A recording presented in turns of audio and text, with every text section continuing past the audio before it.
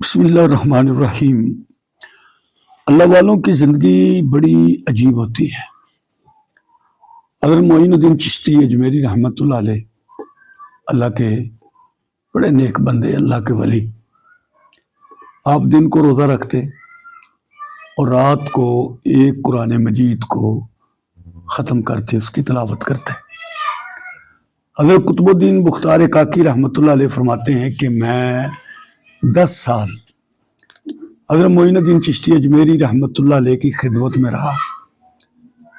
کبھی بھی میں نے آپ کو ان 10 سالوں میں کسی پر ناراض ہوتے ہوئے نہیں دیکھا، اور آپ اپنی زندگی میں 4 چیزوں کا بڑا اہتمام کرتے تھے۔ حضرت قطب الدین بختار کاکی فرماتے ہیں کہ حضرت معین الدین چشتی اجمیری رحمۃ اللہ علیہ اپنی زندگی میں 4 چیزوں کا بڑا اہتمام کرتے تھے۔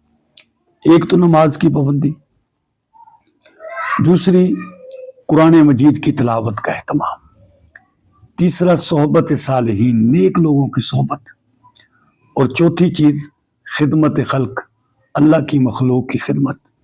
اللہ والوں کی یہ نشانیاں ہوتی ہیں کہ وہ نماز کے پابند ہوتے ہیں، قرآن کی تلاوت کرنے والے ہوتے ہیں، نیک لوگوں کے ساتھ ان کا تعلق ہوتا ہے، اٹھنا بیٹھنا ہوتا ہے، اور اللہ کی مخلوق کی وہ خدمت کو بھی عبادت سمجھتے ہیں۔